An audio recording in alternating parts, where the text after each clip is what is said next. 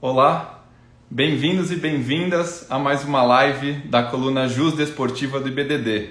O meu nome é Renato, eu sou coordenador regional do Instituto aqui em São Paulo e hoje eu vou ter o grande prazer de receber um irmão que a vida me deu, um grande amigo, um grande parceiro de trabalho, que é o Dr. Gabriel Delbem Bellon.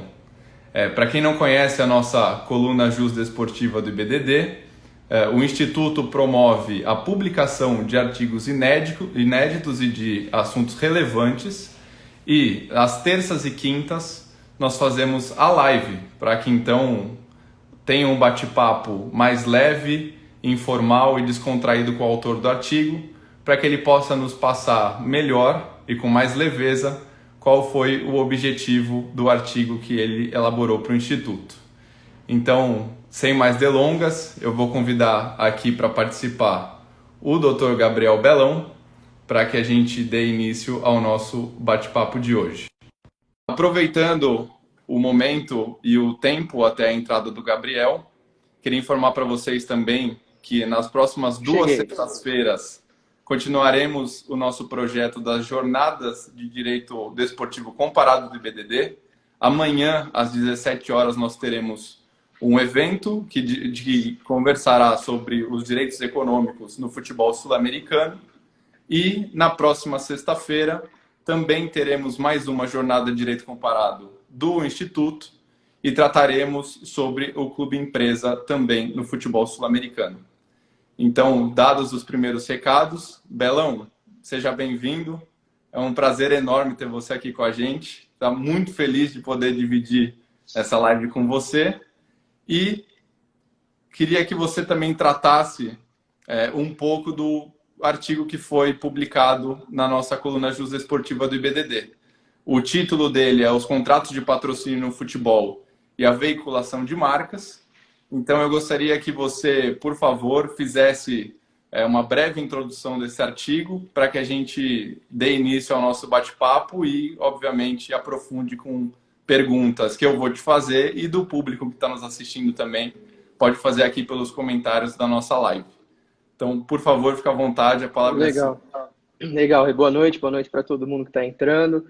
É um prazer enorme estar aqui de novo, né? Fiz uma primeira lá no comecinho, a gente estava no comecinho da pandemia, agora as coisas já, vamos dizer que melhoraram um pouquinho, né? Então, obrigado mais uma vez pela oportunidade de estar com você, que assim, para mim é muito especial. Então, já estar aqui já é especial, ainda mais do seu lado é melhor ainda. Então, obrigado pela companhia, pela condução, pelas palavras, agradeço muito. Tenho certeza que são recíprocas, tá? Bom, a ideia do artigo, na verdade, ela surgiu assim de uma paixão que acho que muita gente aqui compartilha, não só pelo esporte, mas especificamente pelo futebol. E eu considero um simples colecionador de camisas, então gosto muito de patrocínios das marcas, das camisas. O Matheus, que está aí também, nosso querido Matheus Laupan, que trabalha aqui com a gente, também adora. A gente, infelizmente, gasta muito dinheiro com isso. Mas, assim, a ideia era trazer um olhar um pouco mais jurídico para essa questão, para a gente entender como funciona os contratos, o que pode mais ou menos, o que não pode, como que a exposição de marca se concretiza efetivamente, né? Então, para a gente trazer um olhar jurídico e fugir um pouquinho só da questão do torcedor, surgiu a ideia do artigo, da gente conversar um pouquinho sobre as cláusulas, como que funciona o contrato de patrocínio. Perfeito, Bela. Eu queria registrar aqui a presença de pessoas queridas que estão com a gente. O nosso presidente Leonardo Andreotti está nos acompanhando. O Leonardo Barbosa acabou de entrar aqui também, nosso companheiro lá de Minas Gerais. A Mariana Chamelete, a Júlia Gelli, que são nossas coordenadoras também regionais do Instituto. A Júlia, principalmente, por coordenar todo esse nosso trabalho da coluna Jus Desportiva e da live do IBDD. Estou vendo aqui também a Carla, enfim, uma série de amigos que estão nos acompanhando no dia de hoje. E teremos também uma surpresa, que já vou dar o spoiler, que o administrador, inclusive, já tinha soltado no Instagram. Hoje a gente vai contar com o nosso ex-presidente, conselheiro e grande amigo Gustavo Delbin também, que vai participar do bate-papo com a gente. Então, daqui a pouco eu vou apresentá-lo, né? Tenho a grande honra de apresentá-lo aqui. E tenho certeza que vai enriquecer muito o nosso bate-papo nessa noite. E, Bela, você falou que você é um patrocinador não, você é um grande colecionador de camisas, né? E acredito que pelo número de camisas que você coleciona, você deve ver um monte de patrocínio diferente, de várias empresas de diversas naturezas, né, possíveis. Eu queria que você falasse um pouquinho para a gente do que você acha da relevância, né, desses patrocínios nas camisas de futebol, sejam elas comercialmente falando, seja financeiramente falando. E eu vi que no seu artigo também você pontuou uma questão muito interessante, que é sobre a mínima intervenção do judiciário, né, nos contratos de patrocínio. Então, você pode passar um pouco para a gente sobre essa ideia que você quis trazer no artigo, não só da relevância do patrocínio, mas também do judiciário ter a menor intervenção possível, né, nesses contratos que são firmados entre os clubes e os patrocinadores.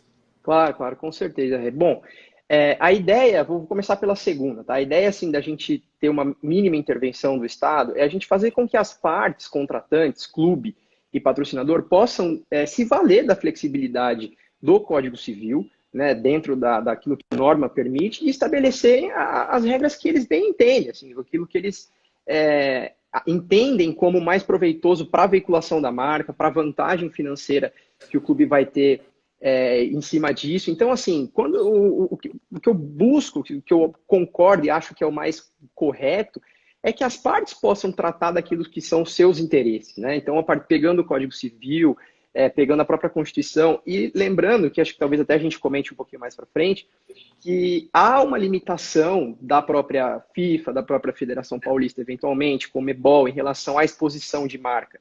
Então, assim, se o próprio contratante já sofre uma certa limitação pelos regulamentos, pelas próprias regras das competições, por que ele deveria sofrer do judiciário ou sofrer do Estado, né? Então, defendo mais ou menos nessa linha.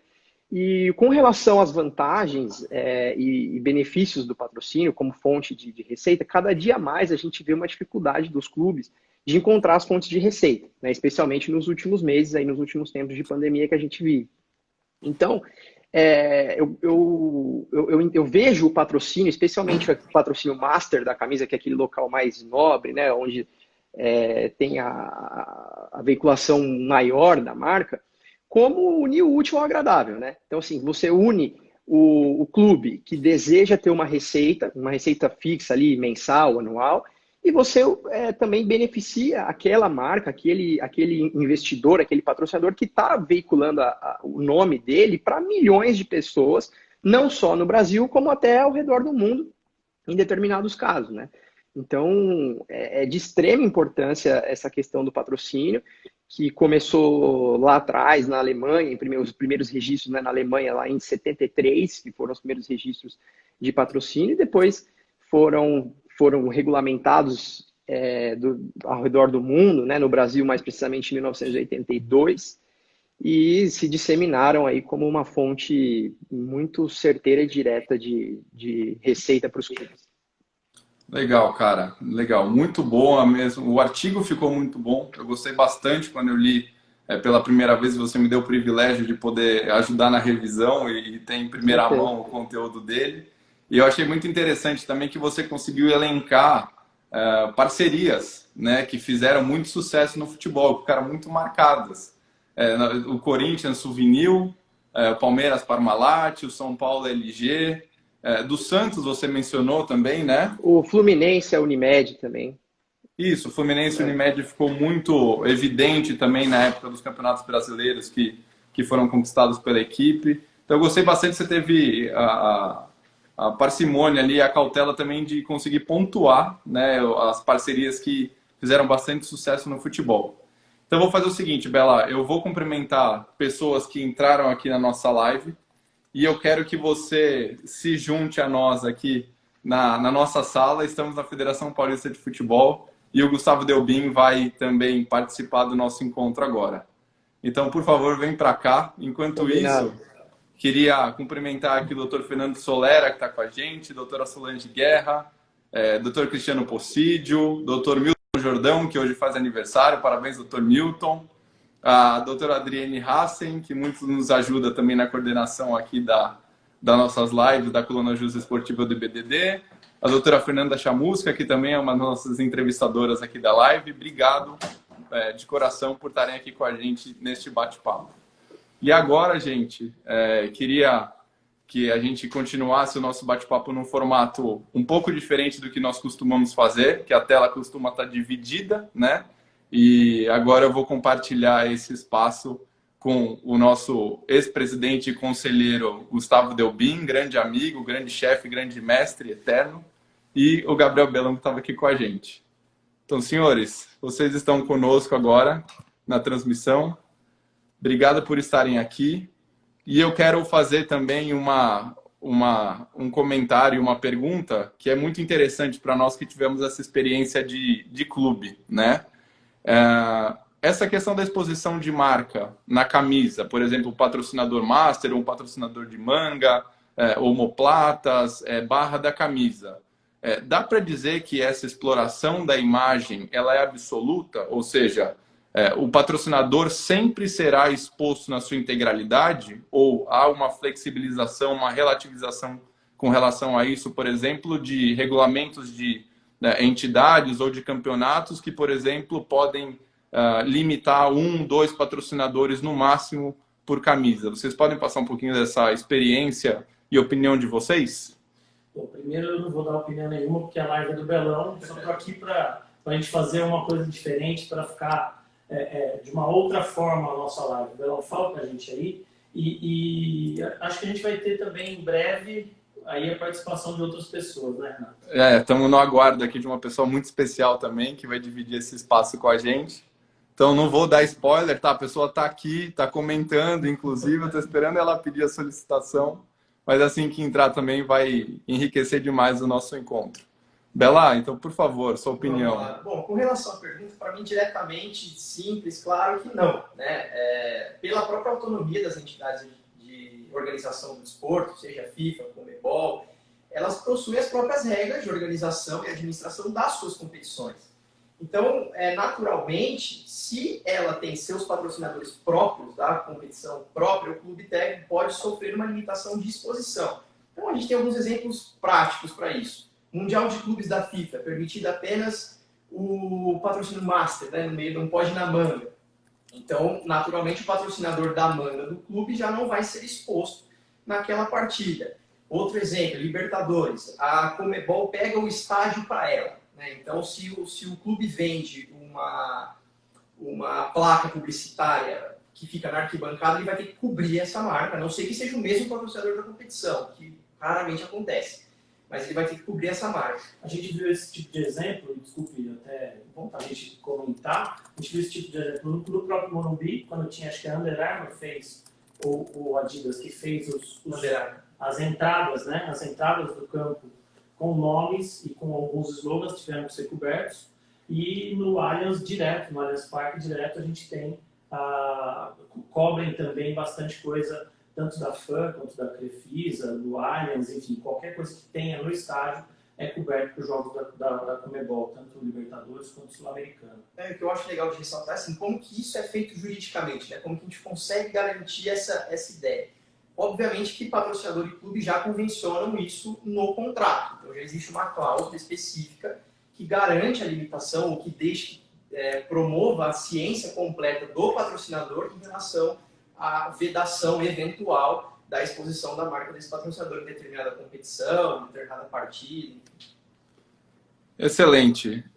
Gente, eu tenho que registrar aqui que um dos comentários que mais está sendo feito na nossa live é a presença do Canarinho Pistola, ao vivo, que está nos acompanhando. Inclusive, perguntaram aqui se o Canarinho vai fazer perguntas para os nossos convidados de hoje. Eu acredito que não, tá? Mas tem uma pessoa aqui que vai se juntar a nós, que com certeza tem perguntas muito importantes para fazer e vai abrilhantar ainda mais a nossa live de hoje. Presidente, você está com a gente agora. Que isso, meu amigo, que honra, que honra. Uma honra estar com você, Renato, estar com o Delbin, Gabriel, uma live realmente de peso. A gente falou live de peso, aí já fizeram ali comentários, não vou falar quem, mas foi o Léo Barbosa, mas live de peso no sentido de muita qualidade. Então, para mim, poxa, é uma honra muito grande, apesar de você ter sido pego de surpresa aqui um pouco antes por vocês, né? Não estou nem trajado para acompanhar vocês nessa live, mas muito obrigado pelo convite. Fiquei muito surpreso e feliz. Imagina, convite nada, é aquela famosa intimação, né, presidente? Você faz parte disso daqui, faz parte do projeto e para nós é uma grande honra poder tê-lo também conosco aqui num modelo um pouco diferente. A gente está aqui na Federação Paulista de Futebol, os três, conseguimos aqui com os devidos cuidados reunirmos na sala para fazer essa live e foi para justamente trazer um ambiente mais leve, mais agradável, né? Que todo mundo consiga aproveitar da melhor forma possível o nosso encontro. Aliás, queria aproveitar, presidente, a Isabela Gobetti, o Ricardo Russo, o Rafael Bozano, o Tomás Matos de Paiva, estão todos conosco também e contribuindo aqui no nosso bate-papo. Isso aliás, é muito bom, né? Mostra um time reunido aí, um time do IBDD, e aliás, a gente nunca pode perder a oportunidade, né? De ressaltar a importância de todo membro filiado do Instituto, principalmente no momento importante que são os 20 anos do IBDD, né? Então, sejam sempre bem-vindos e é uma honra para mim, realmente. E vi aí, pô, já entrei querendo fazer perguntas para o Belão. Então, por favor, só a Fernanda Chamusca ressaltou aqui que não tem nem roupa para essa live. E o Fernando eu Solera não tenho também, mesmo. Dr. Fernando Solera, nossa grande referência do doping, também aqui conosco participando. Obrigado, doutor. Júlia Galego, também nossa colunista. Então, Léo, eu vou trocar a imagem para o Belão e para o Delbin, e eles estão te ouvindo. Fique à vontade para fazer a pergunta para eles. Perfeito. Obrigado, Renato, Delbin, Gabriel. Que legal estar aqui com vocês. E eu estava ouvindo agora vocês comentarem sobre a quantidade de patrocínios, né? Principalmente para patrocínios masters, são os patrocínios principais, e a gente, né, é levado nos exemplos, né, a recordar daqueles macacões, né, de Fórmula 1, por exemplo, que tem lá um monte, milhares de patrocínios, né? E, na verdade, isso me chama a atenção, me chamou quando dos estudos, evidentemente, e continua chamando atenção para a falha em termos de conceito, né, que o mercado tem com relação ao patrocínio, né? O conceito de patrocínio ele é visto de uma forma, na minha opinião, equivocada. Então, o que eu quero dizer com isso? Que muitas vezes o patrocinador ele leva gato por lebre, né? E vice-versa. Por quê? Porque muitas vezes contrata o patrocínio e utiliza o patrocínio como se publicidade fosse, né, confundindo um pouco os conceitos. E o patrocínio é muito mais do que isso. Dentro desse contexto, né, eu chamo a atenção para as discussões, inclusive no âmbito da União Europeia, principalmente, no sentido de que o patrocínio, a exclusividade, o direito de preferência, que basicamente são conceitos que você já estava abordando de certa forma, né, que mantém os patrocinadores oficiais por muito tempo naquela relação com o patrocinado. E as outras empresas fora desse sistema acabam reclamando muito, né? Discutem, por exemplo, com elementos como posição dominante no mercado, monopólio. E, na verdade, a própria essência do patrocínio é essa durabilidade que você falou, né? Essa associação. Dentro desse contexto, eu queria uma análise sua, Gabriel, no sentido da evolução do patrocínio, do entendimento do patrocínio, do mercado em si nessa área, no Brasil, enfim, totalmente amplo, para entender, né? Hoje, os profissionais estão realmente preparados para tratar do patrocínio como já não estavam há 10 anos atrás, e muito menos há 20 anos atrás, e muito menos há 30 anos atrás? Qual é a sua opinião sobre isso? Presidente, que honra, né? Primeiro, muito obrigado pela pergunta, obrigado por estar fazendo parte da nossa conversa aqui, do nosso bate-papo. Vamos lá, eu acho que sim, eu vejo que sim, eu vejo de uma forma positiva a evolução do patrocínio.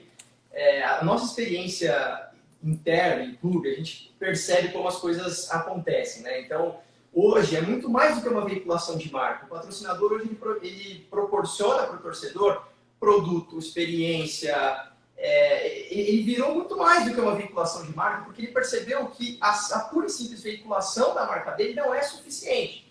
E quem ganha com isso? Todo mundo. Ganha o clube que arrecada mais, ganha o torcedor que tem mais opções ali de experiências, de produtos, de novas coisas licenciadas, né? Então todo mundo ganha com isso. E a gente percebe como que a gente vai aprendendo com o tempo e a gente vai aprendendo com as experiências, né? Então o Brasil traz experiências de fora Posso dar o exemplo aqui da Conmebol, com a adoção de uma final única de Libertadores, né, que o que ela pretende com isso? Fazer um evento, trazer para essa final um evento todo como acontece na Champions League, né? Então, o futebol tem evoluído muito nesse aspecto, o esporte em si, e o patrocinador uma pessoa, uma empresa cada vez mais presente dentro do clube, né? Sabe que... E patrocínio... pode falar, Delbin. Desculpa, presidente. Boa noite, tudo bem? Boa noite, tudo bem. Vamos lá. Não, eu ia falar exatamente da situação da experiência. A gente percebe que aquele patrocínio é evidente que não os exemplos que o próprio Belão trouxe no texto, que são aqueles que efetivamente, por uma exposição, por muito tempo, maciça dentro daquele clube, criou até uma identidade. Vamos pensar na Calunga com o Corinthians lá atrás, Palmeiras com Parmalat. Situações que eram muito de tanta exibição e de única marca atrelada ao clube, ficou muito marcado. Mas o que a gente tem visto hoje, e a gente pode dar um exemplo do Corinthians com o banco BMG, que fez o cartão, que fez programa, o Banco Inter de São Paulo, Banco Inter de São Paulo, que fizeram programas de incentivo de abertura de conta, clientela nova, alguns tipos como é que fala? De financiamento diferente. Então, quer dizer, criou produtos para aquele consumidor que era o consumidor do time, como torcedor, e que agora passa a ser consumidor do patrocinador também. Legal. Eu escutei muito durante a pandemia, né, de patrocinadores e de pessoas ligadas a essa área, que os patrocinadores estão preocupados porque já que não vai ter o evento, então não vai fazer sentido mais o patrocínio. É justamente isso, né? Porque o patrocínio ele é visto como uma forma de expor a publicidade. Isso é publicidade. Patrocínio é muito mais do que isso, né? É uma associação, é reputação que pode, através de diversas formas criativas e através de diversas formas de ativação, né, compor essa lacuna. Claro que o patrocínio, quando ele tem à disposição a plataforma do evento, ele é muito mais eficaz, evidente. Mas isso não é tudo, né? E demonstra justamente isso que a gente está comentando, né? Desse conceito equivocado que o mercado tem sobre esse elemento, essa ferramenta publicitária tão bacana e tão eficiente que é o patrocínio esportivo. Legal. Presidente, sabe o que eu queria pontuar também? Que até o ponto que você mencionou de evolução do marketing, nós tivemos uma série de marcas que têm as suas cores, né, registradas, enfim, seus estatutos da forma que elas têm que ser de fato publicizadas e estampadas. Só que nós vemos o poder do futebol também, do patrocínio esportivo, né? Muitas dessas marcas acabam trocando as suas cores nativas, vamos assim dizer, para se adequar melhor às cores do clube que eles estão patrocinando. Então, antes o que era uma questão eventualmente não flexível, enrijecida, hoje em dia nós vemos melhor esse trabalho feito entre os departamentos de marketing dos clubes e o próprio anseio da agremiação, inclusive o papel que o torcedor tem hoje em dia nessa tomada de decisão, né? Nós vemos eventualmente o torcedor não gosta da cor e sugere que seja alterada, ou até a própria marca, para agradar os torcedores da equipe que ele está iniciando o patrocínio, acaba adaptando para gerar uma harmonia melhor, né, na camisa do clube. Inclusive, esse foi um ponto que o próprio Gabriel tinha mencionado e ressaltado no artigo dele. O papel fundamental que hoje os departamentos de marketing têm e estarem alinhados, obviamente, com os interesses da agremiação, né? E aproveitando também, presidente, aqui o nosso vice-presidente Gustavo Lopes está presente, a Selma Mello, o Dr. Coutinho do Corinthians, o Andrei Hauser, o Tarcísio Bresciani, Fabrício Souza, todos eles amigos, colegas que estão nos acompanhando aqui na nossa live, tá? A live está prestigiadíssima, né? Tá. E só complementando, Renato, você trouxe esses exemplos, na verdade você trouxe a teoria, né? Exemplos são claros, né? Com Boca Juniors e River na Argentina, com Grêmio e Inter no sul do país, onde as empresas que têm aquela cor tradicional mudam a cor para atender aos interesses, evidentemente, do patrocinado, né? Isso é muito interessante. E aí, até para finalizar um pouco da minha participação e deixar aí o Belon... Aliás, vou perguntar para ele, inclusive, isso, né? Ele comentou muito dessa liberdade, dessa não intervenção, interferência do judiciário, para essas questões do patrocínio, e eu concordo com ele. Eu acho que, inclusive, a cláusula compromissória, o compromisso arbitral, vem como cláusulas típicas, inclusive, desse contrato de patrocínio, dessa relação de patrocínio, justamente pela liberdade que as partes têm, dentro de uma autonomia privada, né, para regular a sua forma, e isso traduz justamente na possibilidade de mudança, inclusive, de marcas, de cores, né, de signos identificativos. Então, isso é muito interessante. E, nesse sentido, a minha pergunta é bastante simples e objetiva, né, para o Gabriel.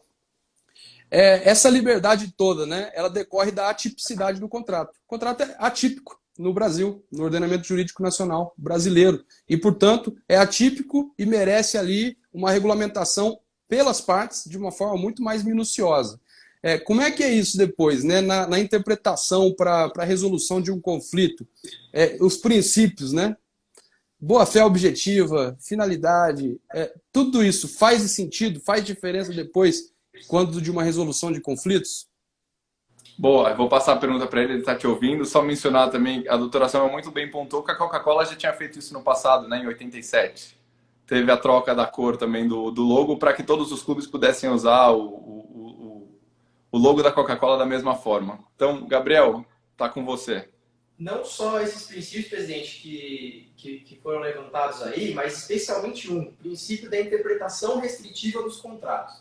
Então, nesse contexto que a gente tem a importância, ou a enorme importância de uma parceria jurídica e departamento de marketing. Porque o departamento de marketing vai desenvolver, lógico, vai atrás do patrocinador e tudo mais. Mas, se ele não passar para o jurídico exatamente o que é aquele projeto, como que funciona, porque o advogado vai refletir aquela ação na cláusula contratual.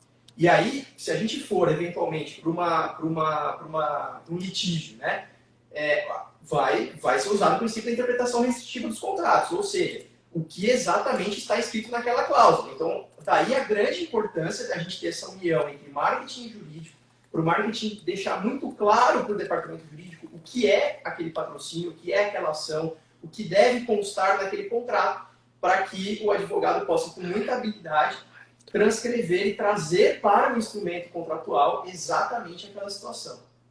Vocês lembram que a gente insistia muito nisso, a gente insistia muito nessa situação quando estava no São Paulo, para falar que as reuniões do marketing tinham que ter pelo menos alguém do jurídico, porque o jurídico que ia transformar aquela negociação num contrato para poder ser exigida alguma coisa, e é o que a gente faz aqui na federação também. A gente procura estar junto com eles para dar sempre as medidas certas para que o contrato reflita exatamente aquilo que foi contratado entre as partes, né? Porque às vezes numa reunião pode escapar alguma coisa e o jurídico pode não ter isso fácil para colocar no contrato depois. Então isso a gente sempre fala que o jurídico e o marketing tem que estar sempre juntos.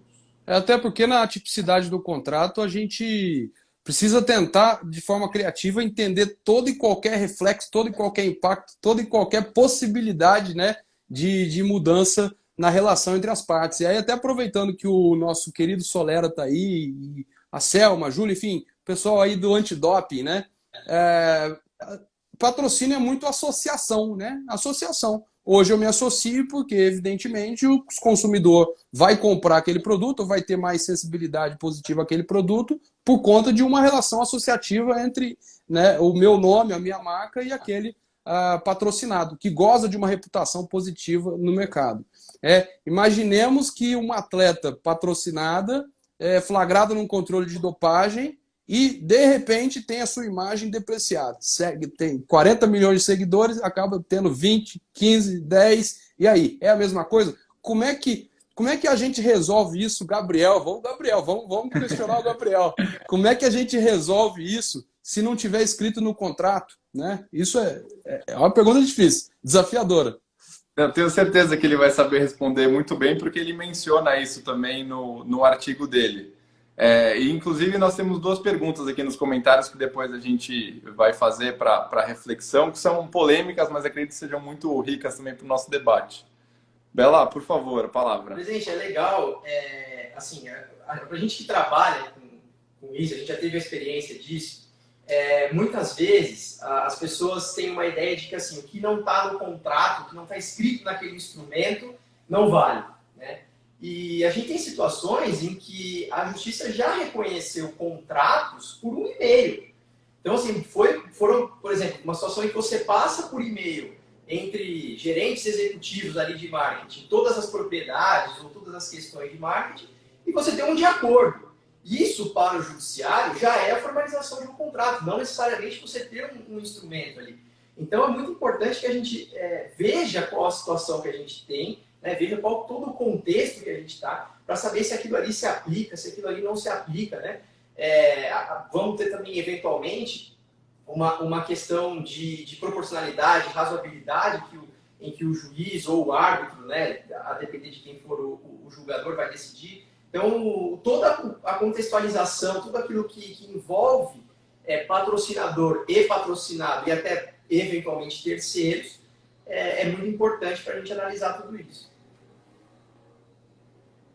Excelente, né? Muito hoje bem em dia até elementos como compliance, por exemplo, né, dentro de uma governança, são muito valorizados, né, pelos patrocinadores que não deixam de ser investidores naquela relação, né? É muito Sem interessante dúvida. isso. Mas, manda bala aí para as perguntas do público aí, Renatão. Vou fazer isso. Nós tivemos uma pergunta sobre a nossa MP 984, obviamente, né? Que tá em voga, enfim, tem muita discussão acerca do tema. Ninguém gosta de polêmica? Ninguém gosta de polêmica, ainda mais no direito, né? No direito esportivo, mais especificamente. Perguntam se será benéfico o fato de emissoras de televisão poderem agora patrocinar clubes de futebol, né? Eu tenho a opinião de que, pelo andar da carruagem, parece que vai caducar a MP, a gente não vai ter esse benefício efetivamente aproveitado. Mas, obviamente, não deixa de ser uma alternativa. Essa é a minha opinião. Mas acho que não teremos tempo hábil para isso. O que acho que pode acontecer são outras emissoras ou canais de streaming, por exemplo, fazerem parceria com os clubes mandantes agora para transmitirem as partidas que antes estariam com apenas uma emissora. Talvez isso aconteça. Até os próprios direitos da Libertadores saiu na internet que a Rede TV estaria interessada, uma vez que a Globo abriu mão desse direito. Enfim, pode ser benéfico, mas eu não acredito que no curto prazo que a gente busque, a gente de fato possa perceber esse benefício, né? Não vai ter tempo para isso. Bela, quer dar opinião? Delbin? Não, vamos lá. Eu acho que também tem uma questão, assim, além disso que o Renato falou, acho que é uma questão cultural. A gente no Brasil, na América do Sul, a gente não está muito acostumado a ter essa relação direta de patrocínio entre a televisão e o clube, né? Acho que eu não vejo isso como uma coisa muito plausível, assim, muito, muito próximo, muito palpável para a gente. Como, ao contrário do que acontece na Itália, na Espanha, por exemplo, o próprio Barcelona com a TV3 na Espanha tinha um patrocínio na manga. Então, eu acho que isso interfere também bastante. Mas com relação ao Brasil, especificamente, e à MP, não acredito também que a gente vai ver, acho pouco provável que a gente vai ver uma situação assim. Mas você sabe o que eu acho? Que a MP ela acaba liberando um novo produto para patrocínio, um novo mercado para patrocínio. Então é possível que alguma das emissoras ou que algum dos canais de streaming tenha um lançamento, vamos lá, sei lá, da Casa de Papel vai fazer a nova última temporada e vai patrocinar efetivamente um clube para uma final de campeonato. É possível que isso ocorra agora por conta do MP. Como o Renato falou, pode ser que a MP, que agora recebeu aí mais 60 dias de fôlego aí, até que seja ou não analisada pelo Congresso, mas pode ser então que esta situação de um programa específico, por exemplo, que faça muito sucesso, tenha interesse em patrocinar uma situação do futebol. E eu não acho, e vou emendar uma pergunta para o Gabriel, que as proibições de algum mercado específico sejam boas, porque a gente está impedindo que determinada área, determinado setor da indústria esteja impedido de participar. E uma das coisas que a gente recebe perguntas direto aqui, recebeu já na época que a gente estava no São Paulo também, enfim, quando estava no escritório também, bebida alcoólica, pode ou não pode patrocinar? Qual que é? O que você estudou com relação a isso? O que a gente respondia já para os nossos, entre aspas, clientes com relação a isso? É que a gente gosta de polêmica, né? Não, vamos lá. A gente tem um confronto aqui de um órgão regulamentador, um órgão que traz diretrizes para a publicidade brasileira, que é o CONAR, e a Constituição e leis complementares, leis federais que regulamentam textos constitucionais, né? Então, na minha opinião particular, não existe uma vedação para a cerveja. Então, eu não vou nem entrar no mérito do vinho, da vodka, do whisky, porque esses destilados, inclusive, têm tratamento especial em outros anexos do Código de Regulamentação do CONAR. Então, vamos pegar a cerveja, que é mais popular no futebol e tal. A gente já viu vários patrocínios da Quilmes no Barcelona, da famosa da Carlsberg no Liverpool. Então, esse patrocínio, para mim, no Brasil, ele é, sim, permitido, ou melhor do que permitido. Não existe uma vedação legal nesse sentido, porque existe a Lei 9.092, 9.294, que regulamenta o artigo 220 da Constituição. Essa regulamentação determina que as bebidas que são consideradas bebidas alcoólicas, aquelas de até 13 graus de Gay-Lussac, que é uma unidade física, né, de temperatura. Então, assim, de temperatura não, perdão, de teor alcoólico. De teor alcoólico, a gente está acostumado com grau Celsius, mas é de teor alcoólico. Também que eu sou advogado. Mas, enfim, nesse contexto, a cerveja não obedece não atinge a quantidade de graus para ser considerada bebida alcoólica. Logo, por um raciocínio lógico, ela não se aplica nessa relação, nessa vedação que o CONAR coloca. No anexo B, item I, se não me falha a memória do CONAR, tem uma vedação para a exposição de marca da cerveja em uniformes de esportes olímpicos, né? Mas, para mim, na minha opinião, como advogado, prevalece o texto legal que regulamenta uma norma constitucional. Então vamos lá, aproveitando isso, e assim, até antes contando um caso, exatamente pela questão da graduação alcoólica, lá em 1900 e antigamente, quando eu comecei no direito esportivo, lá no Paulista Futebol Clube, eu e o Célio Kumura, que era o diretor jurídico na época, eu era diretor adjunto, entramos com uma ação para vender bebida alcoólica vender cerveja, não bebida alcoólica, vender cerveja no estádio, numa partida, inclusive, que foi São Paulo e Paulista. Paulista e São Paulo, que foi lá no Jardim Sintra, e nós conseguimos eliminar. Então, conseguimos vender cerveja naquela época, naquele dia, naquele campeonato específico, na abertura do Campeonato Paulista daquela época, porque a gente provou que a cerveja, entre aspas, não era bebida alcoólica. Então, não havia proibição para isso, a gente conseguiu eliminar. Só que logo em seguida também, por uma insistência, ou uma pressão, ou por bom entendedor, meia palavra basta, por uma pressão da polícia militar na época, ou até pelas próprias autoridades públicas municipais, o presidente decidiu que deveria se desistir da ação. Mas, a princípio, nós tivemos uma liminar favorável falando que a cerveja, a princípio, não era bebida alcoólica, a gente pode vender. Mas o que eu ia falar... Depois eu tenho só um comentário em cima disso também, tá? Pode falar e eu depois faço a sua pergunta, não tem problema. Não, eu ia trazer o meu comentário no seguinte sentido, né? A gente está na relação de patrocínio, principalmente patrocínio de camisas, de clubes, de confederação, de eventos, etc. Tudo isso é liberdade de iniciativa, né? É a livre iniciativa. É o mercado. É aquela famosa... O Léo ficou mudo, todos nós. O Léo ficou mudo. Voltou. Deu uma travadinha, é isso? Presidente, a sua internet está travando. Vamos lá. Vai. Não, é que entrou aqui uma chamada. É sempre assim. Mas vamos lá. A gente tem, por exemplo, né, a diretiva europeia que em um determinado momento proibiu a propaganda de cigarro no esporte. Pô, coerente, mas tudo bem, mas tem lá. É uma norma pública. Não havendo a norma pública, né? Por que o mercado se regula? Porque, evidentemente, não combina a bebida, por exemplo, com um esporte como a Fórmula 1. Eu vou colocar como exemplo, né? O mercado devia regular essa situação, portanto, de uma forma um pouco mais livre. Claro que é muito polêmica. Não combina com a Fórmula 1, mas a própria propaganda da Heineken já fala, se beber não dirija durante a Fórmula 1. E a Heineken é patrocinadora da Fórmula 1, especificamente, né? Por isso que o mercado precisa regular. O patrocinador vai achar um jeito de tornar aquilo que seria naturalmente ruim em termos de imagem em algo bom, em algo positivo. Como é que o legislador vai pretender fazer isso ao vedar essa situação lá atrás, quando da edição da norma? É o comentário que eu queria fazer. Presidente, prestigiando o pessoal que está aqui acompanhando a gente, eles também estão fazendo algumas perguntas, tá?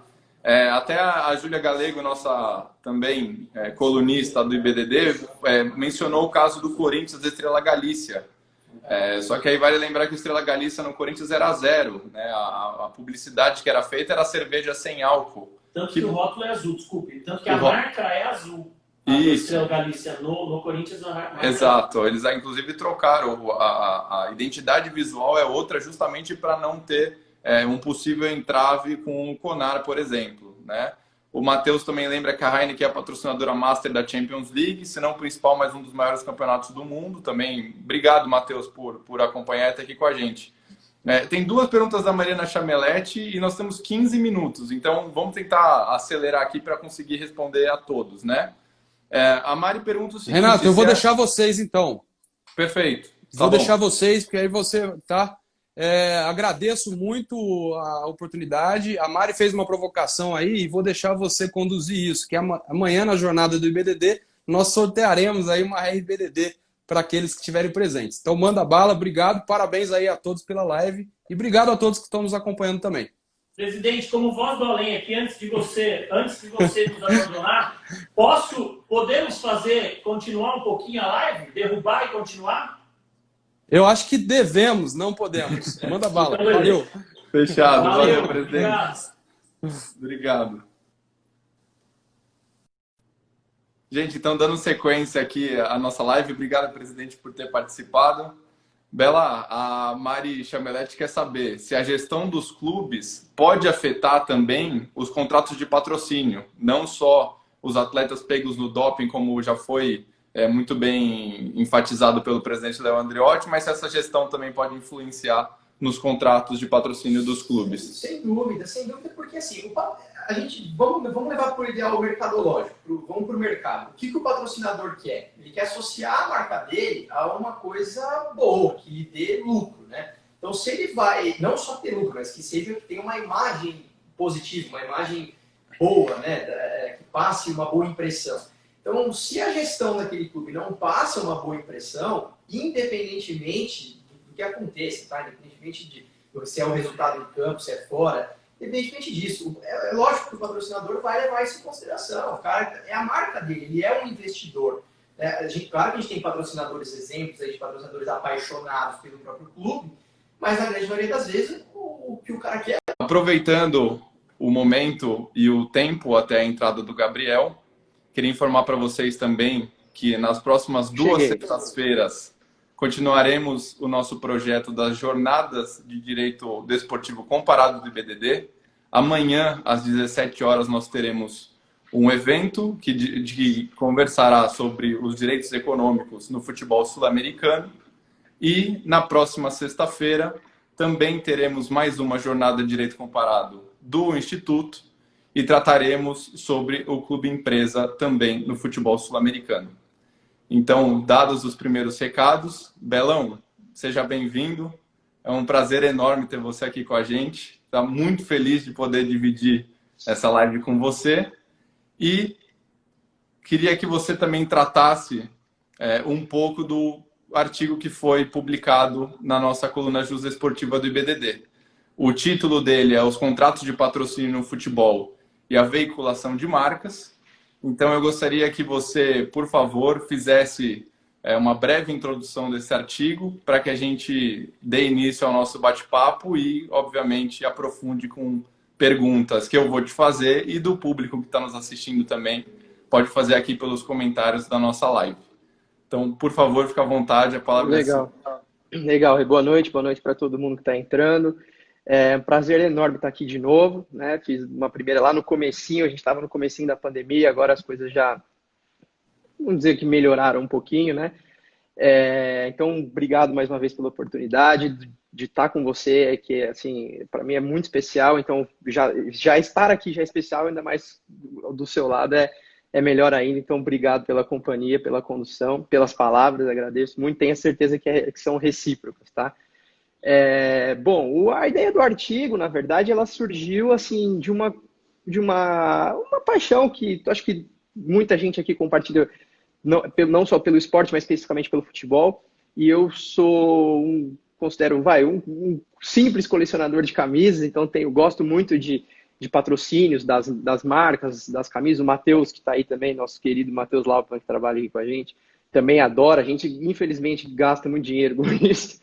Mas, assim, a ideia era trazer um olhar um pouco mais jurídico para essa questão, para a gente entender como funciona os contratos, o que pode mais ou menos, o que não pode, como que a exposição de marca se concretiza efetivamente, né? Então, para a gente trazer um olhar jurídico e fugir um pouquinho só da questão do torcedor, surgiu a ideia do artigo, da gente conversar um pouquinho sobre as cláusulas, como que funciona o contrato de patrocínio.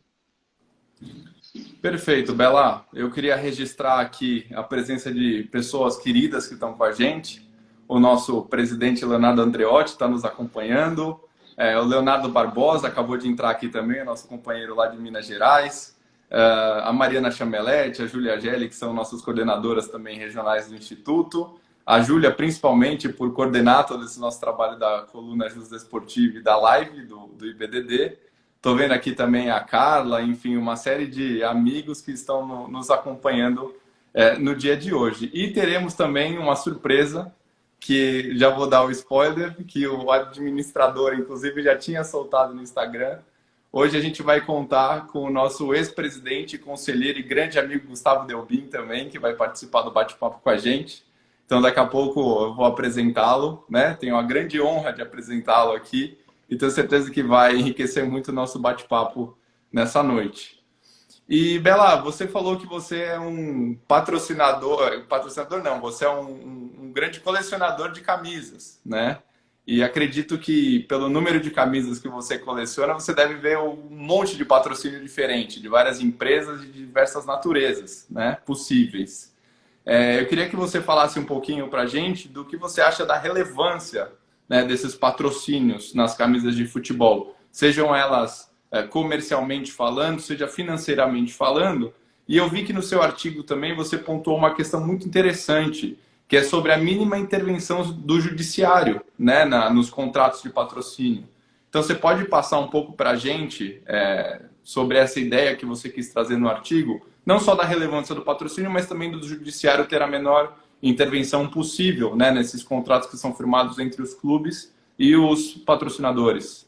Claro, com certeza. Bom, a ideia, vou começar pela segunda, tá? A ideia, assim, da gente ter uma mínima intervenção do Estado é a gente fazer com que as partes contratantes, clube e patrocinador, possam se valer da flexibilidade do Código Civil, né, dentro daquilo que a norma permite, e estabelecerem as regras que eles bem entendem, assim, aquilo que eles entendem como mais proveitoso para a veiculação da marca, para a vantagem financeira que o clube vai ter em cima disso. Então, assim, o que eu busco, o que eu concordo e acho que é o mais correto, é que as partes possam tratar daquilo que são seus interesses, né? Então, pegando o Código Civil, pegando a própria Constituição e lembrando, que acho que talvez até a gente comente um pouquinho mais para frente, que há uma limitação da própria FIFA, da própria Federação Paulista, eventualmente, Conmebol, em relação à exposição de marca. Então, assim, se o próprio contratante já sofre uma certa limitação pelos regulamentos, pelas próprias regras das competições, por que ele deveria sofrer do judiciário ou sofrer do Estado, né? Então, defendo mais ou menos nessa linha. E com relação às vantagens e benefícios do patrocínio como fonte de receita, cada dia mais a gente vê uma dificuldade dos clubes de encontrar as fontes de receita, né? Especialmente nos últimos meses, nos últimos tempos de pandemia que a gente vive. Então, eu vejo o patrocínio, especialmente o patrocínio master da camisa, que é aquele local mais nobre, né, onde tem a veiculação maior da marca, como unir o útil ao agradável, né? Então, assim, você une o clube que deseja ter uma receita fixa ali, mensal, anual, e você também beneficia aquela marca, aquele investidor, aquele patrocinador que está veiculando o nome dele para milhões de pessoas, não só no Brasil, como até ao redor do mundo, em determinados casos, né?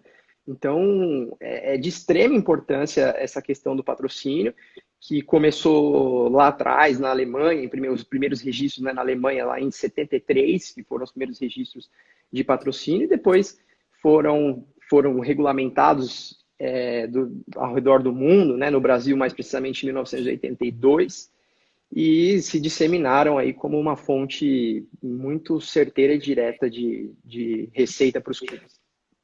Legal, cara. Legal. Muito boa mesmo. O artigo ficou muito bom. Eu gostei bastante quando eu li pela primeira vez. Você me deu o privilégio de poder ajudar na revisão e ter em primeira mão o conteúdo dele. E eu achei muito interessante também que você conseguiu elencar parcerias, né, que fizeram muito sucesso no futebol, que ficaram muito marcadas. O Corinthians, Souvenir, o Palmeiras, Parmalat, o São Paulo, LG... do Santos você mencionou também, né? O Fluminense, a Unimed também. Isso, o Fluminense e Unimed ficou muito evidente também na época dos campeonatos brasileiros que foram conquistados pela equipe. Então eu gostei bastante, você teve a parcimônia ali, a cautela também de conseguir pontuar, né, as parcerias que fizeram bastante sucesso no futebol. Então eu vou fazer o seguinte, Bela, eu vou cumprimentar pessoas que entraram aqui na nossa live, e eu quero que você se junte a nós aqui na nossa sala. Estamos na Federação Paulista de Futebol e o Gustavo Delbin vai também participar do nosso encontro agora. Então, por favor, vem para cá. Enquanto isso, queria cumprimentar aqui o Dr. Fernando Solera, que está com a gente, doutora Solange Guerra, Dr. Cristiano Possídio, Dr. Milton Jordão, que hoje faz aniversário. Parabéns, Dr. Milton.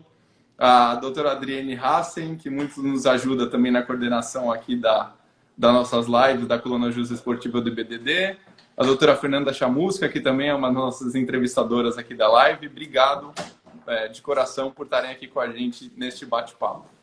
E agora, gente, queria que a gente continuasse o nosso bate-papo num formato um pouco diferente do que nós costumamos fazer, que a tela costuma estar dividida, né?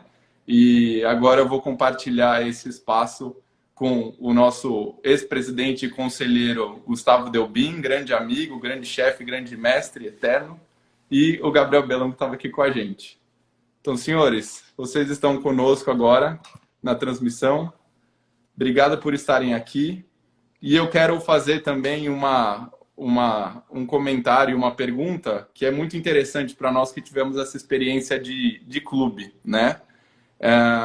Essa questão da exposição de marca na camisa, por exemplo, o patrocinador master, ou um patrocinador de manga, omoplatas, barra da camisa. Dá para dizer que essa exploração da imagem ela é absoluta? Ou seja, o patrocinador sempre será exposto na sua integralidade? Ou há uma flexibilização, uma relativização com relação a isso, por exemplo, de regulamentos de entidades ou de campeonatos que, por exemplo, podem limitar 1, 2 patrocinadores no máximo por camisa. Vocês podem passar um pouquinho dessa experiência e opinião de vocês? Bom, primeiro eu não vou dar opinião nenhuma, porque a live é do Belão. Só estou aqui para a gente fazer uma coisa diferente, para ficar de uma outra forma a nossa live. O Belão fala para a gente aí. E acho que a gente vai ter também em breve aí a participação de outras pessoas, né, Renato? Estamos no aguardo aqui de uma pessoa muito especial também, que vai dividir esse espaço com a gente.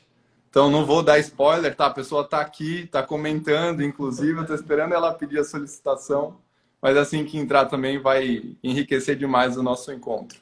Bela, então, por favor, sua opinião. Bom, com relação à pergunta, para mim, diretamente simples, claro que não, né? Pela própria autonomia das entidades de organização do desporto, seja FIFA, Conmebol, elas possuem as próprias regras de organização e administração das suas competições. Então, naturalmente, se ela tem seus patrocinadores próprios da competição própria, o clube técnico pode sofrer uma limitação de exposição. Então, a gente tem alguns exemplos práticos para isso. Mundial de Clubes da FIFA, permitido apenas o patrocínio master, né, no meio, não pode ir na manga. Então, naturalmente, o patrocinador da manga do clube já não vai ser exposto naquela partida. Outro exemplo, Libertadores. A Conmebol pega o estádio para ela. né? Então, se o clube vende uma placa publicitária que fica na arquibancada, ele vai ter que cobrir essa marca, a não ser que seja o mesmo patrocinador da competição, que raramente acontece. Mas ele vai ter que cobrir essa marca. A gente viu esse tipo de exemplo, desculpe, até bom para a gente comentar, a gente viu esse tipo de exemplo no próprio Morumbi, quando tinha, acho que a Under Armour fez, o Adidas, que fez as entradas, né? As entradas do campo com nomes e com alguns slogans tiveram que ser cobertos. E no Allianz direto, no Allianz Parque direto, a gente tem, cobrem também bastante coisa, tanto da FAN quanto da Crefisa, do Allianz, enfim, qualquer coisa que tenha no estádio é coberto por jogos da Conmebol, tanto o Libertadores quanto o Sul-Americano. O que eu acho legal de ressaltar é assim, como que isso é feito juridicamente, né? Como que a gente consegue garantir essa ideia. Obviamente que patrocinador e clube já convencionam isso no contrato, então já existe uma cláusula específica que garante a limitação, ou que deixe, promova a ciência completa do patrocinador em relação à vedação eventual da exposição da marca desse patrocinador em determinada competição, em determinada partida. Excelente. Gente, eu tenho que registrar aqui que os comentários que mais está sendo feito na nossa live é a presença do Canarinho Pistola, ao vivo, que está nos acompanhando. Inclusive, perguntaram aqui se o Canarinho vai fazer perguntas para os nossos convidados de hoje. Eu acredito que não, tá? Mas tem uma pessoa aqui que vai se juntar a nós, que com certeza tem perguntas muito importantes para fazer e vai abrilhantar ainda mais a nossa live de hoje. Presidente, você está com a gente agora.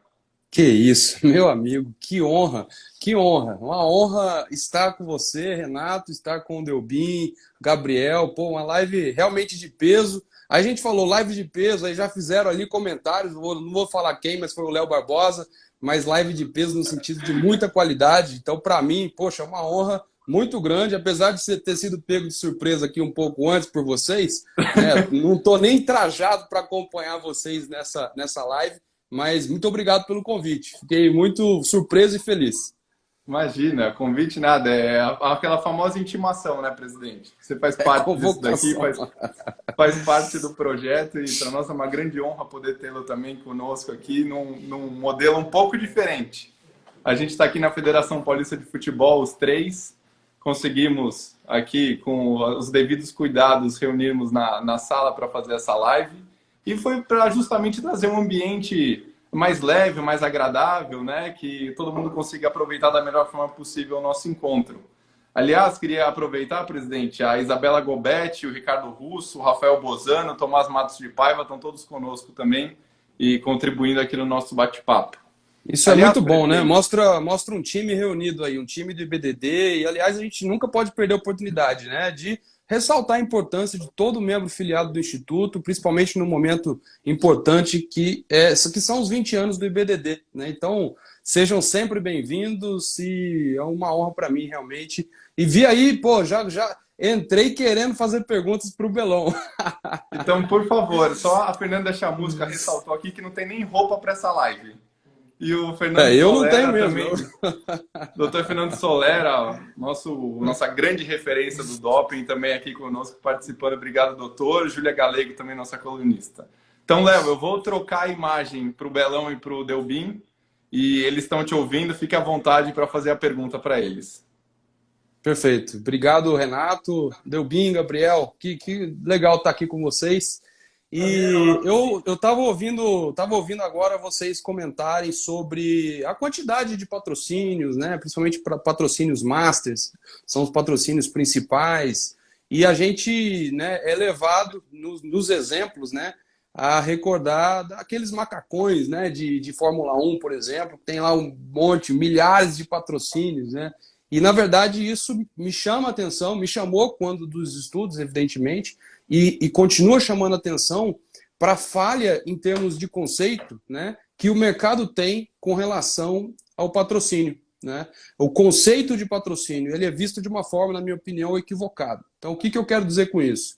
Que muitas vezes o patrocinador ele leva gato por lebre, né? E vice-versa. Por quê? Porque muitas vezes contrata o patrocínio e utiliza o patrocínio como se publicidade fosse, né, confundindo um pouco os conceitos. E o patrocínio é muito mais do que isso. Dentro desse contexto, né, eu chamo atenção para as discussões, inclusive no âmbito da União Europeia, principalmente, no sentido de que o patrocínio, a exclusividade, o direito de preferência, que basicamente são conceitos que você já estava abordando de certa forma, né, que mantém os patrocinadores oficiais por muito tempo naquela relação com o patrocinado. E as outras empresas fora desse sistema acabam reclamando muito, né? Discutem, por exemplo, com elementos como posição dominante no mercado, monopólio. E, na verdade, a própria essência do patrocínio é essa durabilidade que você falou, né? Essa associação. Dentro desse contexto, eu queria uma análise sua, Gabriel, no sentido da evolução do patrocínio, do entendimento do patrocínio, do mercado em si nessa área, no Brasil, enfim, totalmente amplo para entender, né? Hoje, os profissionais estão realmente preparados para tratar do patrocínio como já não estavam há 10 anos atrás, e muito menos há 20 anos atrás, e muito menos há 30 anos atrás? Qual é a sua opinião sobre isso? Presidente, que honra, né? Primeiro, muito obrigado pela pergunta, obrigado por estar fazendo parte da nossa conversa aqui, do nosso bate-papo. Vamos lá, eu acho que sim, eu vejo que sim, eu vejo de uma forma positiva a evolução do patrocínio. A nossa experiência interna em clube, a gente percebe como as coisas acontecem, né? Então, hoje é muito mais do que uma veiculação de marca. O patrocinador hoje ele proporciona para o torcedor produto, experiência. Ele virou muito mais do que uma veiculação de marca, porque ele percebeu que a pura e simples veiculação da marca dele não é suficiente. E quem ganha com isso? Todo mundo. Ganha o clube que arrecada mais, ganha o torcedor que tem mais opções ali de experiências, de produtos, de novas coisas licenciadas, né? Então todo mundo ganha com isso. E a gente percebe como que a gente vai aprendendo com o tempo e a gente vai aprendendo com as experiências, né? Então o Brasil traz experiências de fora. Posso dar o exemplo aqui da Conmebol, com a adoção de uma final única de Libertadores, né? O que ela pretende com isso? Fazer um evento, trazer para essa final um evento todo como acontece na Champions League, né? Então, o futebol tem evoluído muito nesse aspecto, o esporte em si, e o patrocinador uma pessoa, uma empresa cada vez mais presente dentro do clube, né? Sabe que... E patrocínio... pode falar, Delbin. Desculpa, presidente. Boa noite, tudo bem? Tudo bem. Vamos lá. Então, eu ia falar exatamente da situação da experiência. A gente percebe que aquele patrocínio é evidente que não os exemplos que o próprio Belão trouxe no texto, que são aqueles que efetivamente, por uma exposição, por muito tempo, maciça dentro daquele clube, criou até uma identidade. Mas vamos pensar na Calunga com o Corinthians lá atrás, Palmeiras com Parmalat, situações que eram muito de tanta exibição e de única marca atrelada ao clube, isso ficou muito marcado. Mas o que a gente tem visto hoje, e a gente pode dar um exemplo do Corinthians com o banco BMG, que fez o cartão, que fez programa, Banco Inter do São Paulo, Banco Inter do São Paulo, que fizeram programas de incentivo de abertura de conta, clientela nova, alguns tipos de financiamento diferente. Então, quer dizer, criou produtos para aquele consumidor que era o consumidor do time, como torcedor, e que agora passa a ser consumidor do patrocinador também. Legal. Eu escutei muito durante a pandemia, né, de patrocinadores e de pessoas ligadas a essa área, que os patrocinadores estão preocupados porque já que não vai ter o evento, então não vai fazer sentido mais o patrocínio. É justamente isso, né? Porque o patrocínio ele é visto como uma forma de expor a publicidade. Isso é publicidade. Patrocínio é muito mais do que isso, né? É uma associação, é reputação que pode, através de diversas formas criativas e através de diversas formas de ativação, né, compor essa lacuna. Claro que o patrocínio, quando ele tem à disposição a plataforma do evento, ele é muito mais eficaz, evidente. Mas isso não é tudo, né? E demonstra justamente isso que a gente está comentando, né? Desse conceito equivocado que o mercado tem sobre esse elemento, essa ferramenta publicitária tão bacana e tão eficiente que é o patrocínio esportivo. Legal. Presidente, sabe o que eu queria pontuar também? Que até o ponto que você mencionou de evolução do marketing, nós tivemos uma série de marcas que têm as suas cores, né, registradas, enfim, seus estatutos da forma que elas têm que ser de fato publicizadas e estampadas. só que nós vemos o poder do futebol também, do patrocínio esportivo, né? Muitas dessas marcas acabam trocando as suas cores nativas, vamos assim dizer, para se adequar melhor às cores do clube que eles estão patrocinando. Então, antes o que era uma questão eventualmente não flexível, enrijecida, hoje em dia nós vemos melhor esse trabalho feito entre os departamentos de marketing dos clubes e o próprio anseio da agremiação, inclusive o papel que o torcedor tem hoje em dia nessa tomada de decisão, né? Nós vemos eventualmente o torcedor não gosta da cor e sugere que seja alterada, ou até a própria marca, para agradar os torcedores da equipe que ele está iniciando o patrocínio, acaba adaptando para gerar uma harmonia melhor, né, na camisa do clube. Inclusive, esse foi um ponto que o próprio Gabriel tinha mencionado e ressaltado no artigo dele. O papel fundamental que hoje os departamentos de marketing têm e estarem alinhados, obviamente, com os interesses da agremiação, né? E aproveitando também, presidente, aqui o nosso vice-presidente Gustavo Lopes está presente, a Selma Mello, o Dr. Coutinho do Corinthians, o Andrei Hauser, o Tarcísio Bresciani, Fabrício Souza, todos eles amigos, colegas que estão nos acompanhando aqui na nossa live, tá? A live está prestigiadíssima, né? Tá. E só complementando, Renato, você trouxe esses exemplos, na verdade você trouxe a teoria, né? Exemplos são claros, né? Com Boca Juniors e River na Argentina, com Grêmio e Inter no sul do país, onde as empresas que têm aquela cor tradicional mudam a cor para atender aos interesses, evidentemente, do patrocinado, né? Isso é muito interessante. E aí, até para finalizar um pouco da minha participação e deixar aí o Belon...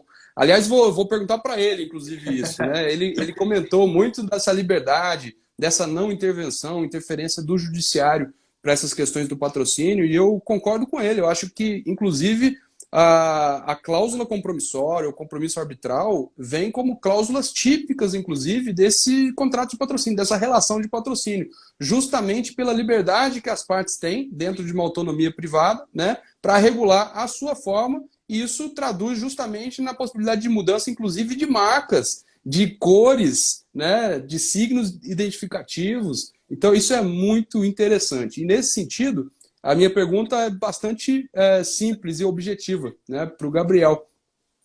Essa liberdade toda, né, ela decorre da atipicidade do contrato. O contrato é atípico no Brasil, no ordenamento jurídico nacional brasileiro. E, portanto, é atípico e merece ali uma regulamentação pelas partes de uma forma muito mais minuciosa. Como é que é isso depois, né, na interpretação para a resolução de um conflito? Os princípios, né? Boa-fé objetiva, finalidade, tudo isso faz sentido, faz diferença depois, quando de uma resolução de conflitos? Boa, eu vou passar a pergunta para ele está te ouvindo. Só mencionar também, a doutora Selma muito bem pontuou que a Coca-Cola já tinha feito isso no passado, né, em 87. Teve a troca da cor também do logo para que todos os clubes pudessem usar o logo da Coca-Cola da mesma forma. Então, Gabriel, tá com você. Não só esses princípios, presidente, que foram levantados aí, mas especialmente o princípio da interpretação restritiva dos contratos. Então, nesse contexto que a gente tem a importância, ou a enorme importância de uma parceria jurídica e departamento de marketing. Porque o departamento de marketing vai desenvolver, lógico, vai atrás do patrocinador e tudo mais. Mas, se ele não passar para o jurídico exatamente o que é aquele projeto, como que funciona, porque o advogado vai refletir aquela ação na cláusula contratual. E aí, se a gente for, eventualmente, para um litígio, né, vai ser usado o princípio da interpretação restritiva dos contratos, ou seja, o que exatamente está escrito naquela cláusula. Então, daí a grande importância da gente ter essa união entre marketing e jurídico, para o marketing deixar muito claro para o departamento jurídico o que é aquele patrocínio, o que é aquela ação, o que deve constar naquele contrato, para que o advogado possa, com muita habilidade, transcrever e trazer para o instrumento contratual exatamente aquela situação. Vocês lembram que a gente insistia muito nisso, a gente insistia muito nessa situação quando estava no São Paulo, para falar que as reuniões do marketing tinham que ter pelo menos alguém do jurídico, porque o jurídico que ia transformar aquela negociação num contrato para poder ser exigida alguma coisa, e é o que a gente faz aqui na federação também. A gente procura estar junto com eles para dar sempre as medidas certas para que o contrato reflita exatamente aquilo que foi contratado entre as partes, né? Porque às vezes numa reunião pode escapar alguma coisa e o jurídico pode não ter isso fácil para colocar no contrato depois. Então isso a gente sempre fala que o jurídico e o marketing tem que estar sempre juntos. Até porque na tipicidade do contrato a gente precisa tentar, de forma criativa, entender todo e qualquer reflexo, todo e qualquer impacto, toda e qualquer possibilidade, né, de mudança na relação entre as partes. E aí, até aproveitando que o nosso querido Solera está aí, e a Selma, a Júlia, enfim, o pessoal aí do antidoping, né? Patrocínio é muito associação, né? Associação. Hoje eu me associo porque, evidentemente, o consumidor vai comprar aquele produto, vai ter mais sensibilidade positiva àquele produto por conta de uma relação associativa entre, né, o meu nome, a minha marca e aquele patrocinado, que goza de uma reputação positiva no mercado. Imaginemos que uma atleta patrocinada é flagrada num controle de dopagem e, de repente, tem a sua imagem depreciada. Tem 40 milhões de seguidores, acaba tendo 20, 15, 10, e aí? É a mesma coisa? Como é que a gente resolve isso, Gabriel? Vamos questionar o Gabriel. Como é que a gente resolve isso se não tiver escrito no contrato? Né? Isso é uma pergunta difícil, desafiadora. Eu tenho certeza que ele vai saber responder muito bem, porque ele menciona isso também no artigo dele. E, inclusive, nós temos duas perguntas aqui nos comentários que depois a gente vai fazer para reflexão, que são polêmicas, mas acredito que sejam muito ricas também para o nosso debate. Bela, por favor, a palavra. Presidente, é legal, assim, para a gente que trabalha com isso, a gente já teve a experiência disso, muitas vezes as pessoas têm uma ideia de que assim, o que não está no contrato, o que não está escrito naquele instrumento, não vale, né? E a gente tem situações em que a justiça já reconheceu contratos por um e-mail. Então, assim, foram, por exemplo, uma situação em que você passa por e-mail entre gerentes executivos ali de marketing, todas as propriedades ou todas as questões de marketing, e você tem um de acordo. Isso, para o judiciário, já é a formalização de um contrato, não necessariamente você ter um instrumento ali. Então, é muito importante que a gente veja qual a situação que a gente tem, né, veja qual todo o contexto que a gente está, para saber se aquilo ali se aplica, se aquilo ali não se aplica, né? Vamos ter também, eventualmente, uma questão de proporcionalidade, razoabilidade, em que o juiz ou o árbitro, né, a depender de quem for o julgador, vai decidir. Então, toda a contextualização, tudo aquilo que envolve patrocinador e patrocinado, e até, eventualmente, terceiros, é muito importante para a gente analisar tudo isso. Excelente, né? Muito hoje em bem dia até elementos como compliance, por exemplo, né, dentro de uma governança, são muito valorizados, né, pelos patrocinadores que não deixam de ser investidores naquela relação, né? É muito interessante isso. Mas manda bala aí para as perguntas do público aí, Renatão.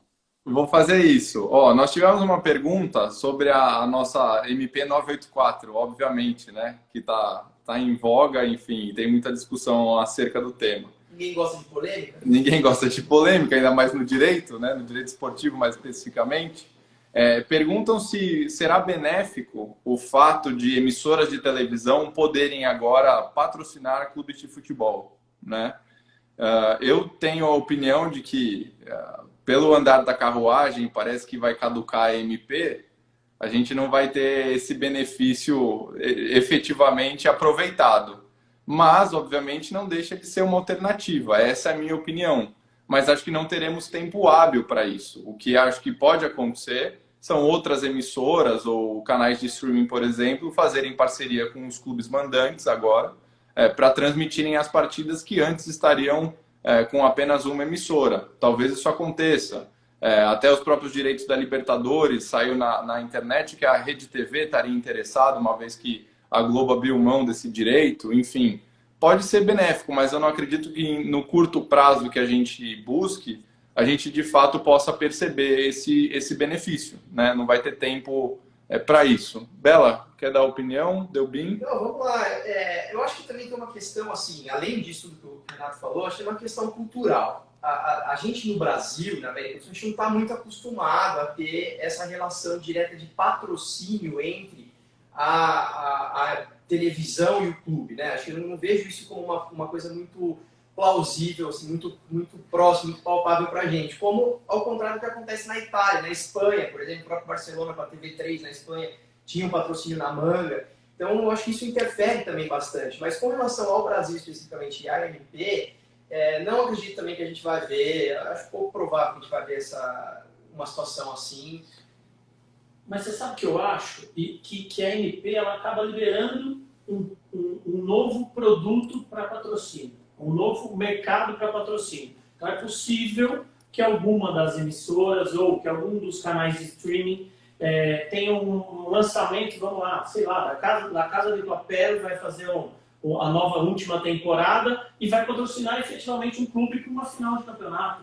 É possível que isso ocorra agora por conta do MP. Como o Renato falou, pode ser que a MP, que agora recebeu aí mais 60 dias de fôlego aí, até que seja ou não analisada pelo Congresso, mas pode ser então que esta situação de um programa específico, por exemplo, que faça muito sucesso, tenha interesse em patrocinar uma situação do futebol. E eu não acho, e vou emendar uma pergunta para o Gabriel, que as proibições de algum mercado específico sejam boas, porque a gente está impedindo que determinada área,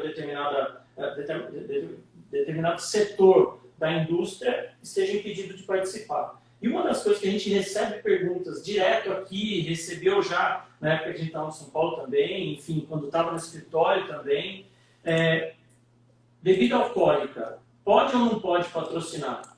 Qual que é? O que você estudou com relação a isso? O que a gente respondia já para os nossos, entre aspas, clientes com relação a isso? Tá vendo que a gente gosta de polêmica, né? Não, vamos lá. A gente tem um confronto aqui de um órgão regulamentador, um órgão que traz diretrizes para a publicidade brasileira, que é o CONAR, e a Constituição e leis complementares, leis federais que regulamentam textos constitucionais, né?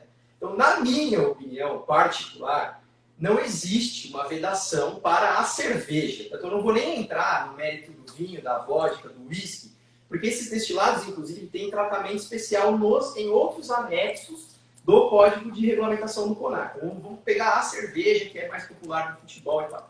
A gente já viu vários patrocínios da Quilmes no Barcelona, da famosa da Carlsberg no Liverpool. Então, esse patrocínio, para mim, no Brasil, ele é, sim, permitido, ou melhor do que permitido. Não existe uma vedação legal nesse sentido, porque existe a Lei 9.092, 94, 9.294, que regulamenta o artigo 220 da Constituição. Essa regulamentação determina que as bebidas que são consideradas bebidas alcoólicas, aquelas de até 13 graus de Gay-Lussac, que é uma unidade física, né, de temperatura. Então, assim, de temperatura não, perdão, de teor alcoólico. De teor alcoólico, a gente está acostumado com grau Celsius, mas de teor alcoólico. Ainda bem que eu sou advogado. Mas, enfim, nesse contexto, a cerveja não obedece não atinge a quantidade de graus para ser considerada bebida alcoólica. Logo, por um raciocínio lógico, ela não se aplica nessa relação, nessa vedação que o CONAR coloca. Porque no anexo P, item I, se não me falha a memória do CONAR, tem uma vedação para a exposição de marca da cerveja em uniformes de esportes olímpicos, né? Mas, para mim, na minha opinião, como advogado, prevalece o texto legal que regulamenta uma norma constitucional. Então vamos lá, aproveitando isso, e assim, até antes contando um caso, exatamente pela questão da graduação alcoólica, lá em 1900 antigamente, lá quando eu comecei no direito esportivo, lá no Paulista Futebol Clube, eu e o Célio Kumura, que era o diretor jurídico na época, eu era diretor adjunto, entramos com uma ação para vender bebida alcoólica vender cerveja, não bebida alcoólica, vender cerveja no estádio, numa partida, inclusive, que foi São Paulo e Paulista. Paulista e São Paulo, que foi lá no Jaime Sintra, e nós conseguimos eliminar. Então, conseguimos vender cerveja naquela época, naquele dia, naquele campeonato específico, na abertura do Campeonato Paulista daquela época, porque a gente provou que a cerveja, entre aspas, não era bebida alcoólica. Então, não havia proibição para isso, a gente conseguiu eliminar. Só que logo em seguida também, por por uma insistência, ou uma pressão, ou por, bom entendedor, meia palavra basta, por uma pressão da polícia militar na época, ou até pelas próprias autoridades públicas municipais, o presidente decidiu que deveria se desistir da ação, mas a princípio nós tivemos uma liminar favorável falando que a cerveja a princípio não era bebida alcoólica que a gente pode vender. Mas o que eu ia falar Depois eu tenho só um comentário em cima disso também, tá? Pode falar e eu depois faço a pergunta, não tem problema. Não, eu ia trazer o meu comentário no seguinte sentido, né? A gente está na relação de patrocínio, principalmente patrocínio de camisas, de clubes, de confederação, de eventos, etc. Tudo isso é liberdade de iniciativa, né? É a livre iniciativa. É o mercado. É aquela famosa... O Léo ficou mudo, todos nós. O Léo ficou mudo. Voltou. Deu uma travadinha, é isso? Presidente, a sua internet está travando. Vamos Voltou. lá. Vai. Não, é que entrou aqui uma chamada. É sempre assim. Mas vamos lá. A gente tem, por exemplo, né, a diretiva europeia que em um determinado momento proibiu a propaganda de cigarro no esporte. Pô, coerente, mas tudo bem, mas tem lá. É uma norma pública. Não havendo a norma pública, né? Por que o mercado se regula? Porque, evidentemente, não combina a bebida, por exemplo, com um esporte como a Fórmula 1. Eu vou colocar como exemplo, né? O mercado devia regular essa situação, portanto, de uma forma um pouco mais livre. Claro que é muito polêmica. Não combina com a Fórmula 1, mas a própria propaganda da Heineken já fala, se beber não dirija durante a Fórmula 1. E a Heineken é patrocinadora da Fórmula 1, especificamente, né?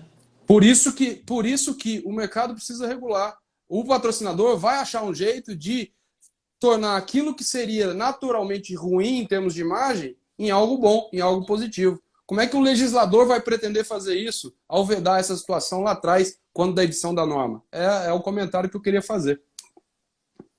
Presidente, prestigiando o pessoal que está aqui acompanhando a gente, eles também estão fazendo algumas perguntas, tá? Até a Júlia Galego, nossa também colunista do IBDD, mencionou o caso do Corinthians da Estrela Galícia. Só que aí vale lembrar que o Estrela Galícia no Corinthians era 0, né? A publicidade que era feita era cerveja sem álcool. Tanto que o rótulo é azul, desculpe. Tanto que a marca é azul. A Estrela Galícia no Corinthians a marca Exato. Eles inclusive trocaram. A identidade visual é outra justamente para não ter um possível entrave com o Conar, por exemplo, né? O Matheus também lembra que a Heineken é a patrocinadora master da Champions League, se não o principal, mas um dos maiores campeonatos do mundo. Também, obrigado, Matheus, por acompanhar e estar aqui com a gente. Tem duas perguntas da Mariana Chameletti e nós temos 15 minutos, então vamos tentar acelerar aqui para conseguir responder a todos, né? A Mari pergunta o seguinte... Renato, eu vou deixar vocês, então. Perfeito. Vou deixar vocês, porque aí você... tá?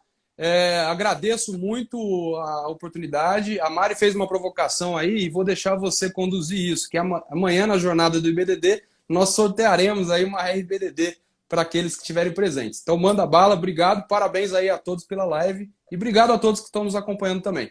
Presidente, como voz do além aqui, antes de você nos abandonar, podemos continuar um pouquinho a live? Derrubar e continuar? Eu acho que devemos, não podemos. Manda bala. Valeu. Fechado. Valeu, presidente. Obrigado. Gente, então dando sequência aqui à nossa live. Obrigado, presidente, por ter participado. Bela, a Mari Chameletti quer saber se a gestão dos clubes pode afetar também os contratos de patrocínio, não só os atletas pegos no doping, como já foi muito bem enfatizado pelo presidente Léo Andreotti, mas se essa gestão também pode influenciar nos contratos de patrocínio dos clubes. Sem dúvida, porque assim, a gente vamos levar para o ideal mercadológico, vamos para o mercado. O que o patrocinador quer? Ele quer associar a marca dele a uma coisa boa, que lhe dê lucro, né? Então, se ele vai não só ter lucro, mas que tenha uma imagem positiva, uma imagem boa, né? Que passe uma boa impressão. Então, se a gestão daquele clube não passa uma boa impressão, independentemente do que aconteça, tá? Independentemente de se é o resultado em campo, se é fora, Independentemente disso, é lógico que o patrocinador vai levar isso em consideração. O cara é a marca dele, ele é um investidor. Claro que a gente tem patrocinadores exemplos, aí, de patrocinadores apaixonados pelo próprio clube, mas na grande maioria das vezes o que o cara quer é lucro, o cara quer chegar ali para colocar o dinheiro dele e ter um retorno. É isso que ele quer. Então a influência é gigantesca, na minha opinião. E voltando naquele padrão que a gente estava falando de ser consultado a respeito da cerveja proibida no uniforme de time de futebol. Qual é a punição? Como que consegue proibir se não tem como punir? O que você entende com relação a O isso? próprio Código de Regulamentação do CONAR Que prevê... você já me disse aqui agora há pouco que não serve muito como lei. Então cada formem os seus entendimentos. Vamos jogar aqui no ar e formem os entendimentos. Ensina a pescar, não dá o peixe. Vocês fiquem à vontade para ter os próprios conceitos. Mas assim, Pelo CONAR, pelo CONAR existe a possibilidade de advertência, existe a possibilidade de recomendação de alteração da logomarca veiculada. Existe uma outra possibilidade que é uma nota pública, uma divulgação do próprio CONAR recomendando a não veiculação daquele patrocínio ou daquela veiculação. E teve um caso muito interessante do Ituano, que foi o seguinte: a Ambev, eu agora não vou me lembrar o ano, não vou lembrar o ano, se não me engano foi 2008, mas não vou lembrar de cabeça. A Ambev entrou no CONAR com uma reclamação em razão da exposição da marca Skin Cariol na camisa do Ituano. E qual foi o entendimento do CONAR? Tanto na primeira instância do CONAR, quanto em fase recursal. Aí o entendimento foi o mesmo. De que a pura e simples exposição da marca Skin Cariol não traria nenhum prejuízo. Não é uma violação às normas ao anexo do CONAR, né? Ao anexo com aquelas determinações de exposição. Por quê? Porque a própria Skin Cariol fornece outras bebidas, né, que não sejam bebidas alcoólicas, água, refrigerante, e até o relator dá um exemplo que é o seguinte, que um exemplo contraditório, né, que seria contraditório a Ambev fazer isso, porque se a Ambev está pedindo isso, ela também não poderia expor na seleção brasileira a marca que ela... Antártica, que como Guaraná. Só que veja uma coisa, o próprio Ituano, que na época usava a Skin Cariol como vermelha e amarela, que era a marca tradicional da cerveja, alterou aquele logo para azul e branco, que era o logo que ela usava na cerveja, na água, e colocava Skin Cariol água. E também, a Antártica, não fica muito clara essa questão da comparação, porque na Antártica é o logo específico do Guaraná Antártica que vai na camisa da seleção. Então, quer dizer, a própria fundamentação do CONAR também ficou meio diferente. Só que você sabe que a gente até chegou a discutir isso hoje de manhã, nós três, eu, Gabriel e Renato, a respeito da situação de será que essa situação do CONAR dar uma advertência para um clube de futebol não pode acarretar, de repente, algo na justiça desportiva? O procurador da Justiça Desportiva, do TJD, não pode pegar esta situação de uma advertência do CONAR e transformar isso em descumprimento de norma? A gente falou de manhã, eu acho a discussão muito interessante essa. Na minha opinião, em princípio não, né? Vamos contextualizar, mas assim, em princípio, na minha opinião, não, porque não é competência da Justiça Desportiva tratar dessa questão. Mas, se pelo órgão regulamentador, que é o CONAR, houver uma advertência, se o CONAR considerar irregular aquela publicidade, aí a gente tem o órgão regulador competente que vai dizer que aquela exposição não é regular. Naturalmente, se aquela exposição não é regular, está havendo uma infração a uma norma, uma infração a uma lei. Consequentemente, pode ser, eventualmente, aplicado esse entendimento pela Procuradoria. Mas, em princípio, não vejo a Justiça Desportiva como competente para julgar se a publicidade é ou não é irregular. Mas vale o debate. Excelente. Volta para o Renato Bona. Obrigado, gente. Obrigado pelo debate. E também prestigiar um grande amigo nosso, grande irmão que está aqui presente na nossa live, o Dr. Guilherme Salute, também parceiro de São Paulo Futebol Clube. Obrigado, Gui, por estar aqui. E o Guilherme, Bela, quer saber a diferença entre patrocínio e fornecimento de material esportivo. Acho que as questões são simples da gente conseguir diferenciar. Então, se você puder rapidinho dar esse esclarecimento para o Gui, até para prestigiar a presença dele aqui. E aí, já quero aproveitar, então, para você fazer as considerações finais da nossa live de hoje. E o Delbin, obviamente, também, nosso ex-presidente conselheiro, grande amigo, também vai fazer as considerações finais. Vamos lá, no pique, né, como diz aí. Gui, obrigado pela pergunta, valeu, obrigado por estar acompanhando, tamo junto.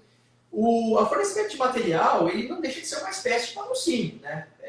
A empresa está fornecendo material esportivo, calção, a camisa, o meião, eventualmente até chuteira para os atletas, mas ela também patrocina, também coloca dinheiro além de... E eu acho que isso depende muito do formato negocial ali, mas ela coloca dinheiro, ela busca a exposição da marca dela no fornecimento. Então, o fornecimento de material é uma forma de patrocínio com suas peculiaridades, com suas ações, de acordo com aquilo que foi negociado entre as partes. Mas eu não vejo de forma separada, vejo que é uma forma de patrocínio, sim, peculiar, mas uma forma de patrocínio. E, para finalizar, queria agradecer mais uma vez ao Renato, Delbin, grande prazer estar aqui, presidente Léo. Eu estou muito feliz, então assim, vai ser muito suspeito do que eu falar aqui agora, mas só queria agradecer a todo mundo que acompanhou, que fez pergunta, obrigado. E estamos sempre à disposição para o que vocês precisarem, para mais debate, para mais polêmica que a gente gosta. A gente vai precisar arrumar mais câmeras, né? Vai ter que fazer algum jeito para a gente fazer essas lives com mais pessoas sempre, porque eu achei também bem legal o debate. O seu texto estava muito bacana, muito legal mesmo. Fazer a coluna é sempre muito legal, fazer a live da coluna. E eu também só tenho a agradecer, estou aqui de bico, né? Estou aqui de papagaio de pirata, tem o canarinho pistola do lado, papagaio de pirata do outro lado. Então, obrigado pela... E o tucano na câmera. O tucano na câmera não. William Bonner, por favor, termine aí a live. Valeu, Renato. Obrigado, gente. Valeu, BDD. Gente, muitíssimo obrigado pela presença. Registrar também a presença do nosso advogado e amigo Roberto, que está aqui, nosso parceiro da Federação Paulista. Obrigado por ter participado também. E espero que vocês tenham gostado desse formato que nós inovamos hoje. Graças a Deus a gente conseguiu proporcionar um encontro bacana e acho que a troca de ideias e esse compartilhamento aqui de experiências foi bem interessante. Então, obrigado, Léo Andreotti, presidente, por ter feito parte conosco desse formato aqui, que nós tentamos fazer dar certo. Espero que vocês tenham gostado. Obrigado, Delbin, por ter topado também fazer parte desse projeto. Obrigado, Bela, pelo artigo, ficou sensacional e, óbvio, toda a sua exposição aqui foi sensacional, não teria como ser melhor. E eu agradeço a todos vocês que tiveram a paciência e participaram conosco até esse momento. Então, gente, fiquem com Deus, uma boa noite a todos, muitíssimo obrigado. Continuem acompanhando as redes sociais e site do IBDD. Nós teremos as jornadas de Direito Desportivo Comparado amanhã e na próxima sexta-feira. Todas as informações estão no Instagram do IBDD. E, por favor, continuem nos acompanhando e dando as suas opiniões positivas ou negativas com relação aos projetos do Instituto. Nós fazemos tudo isso para poder compartilhar o maior conhecimento possível da forma mais leve e descontraída para vocês. Tá bom? Muitíssimo obrigado, boa noite, bom descanso. Valeu, bom resto de quinta-feira.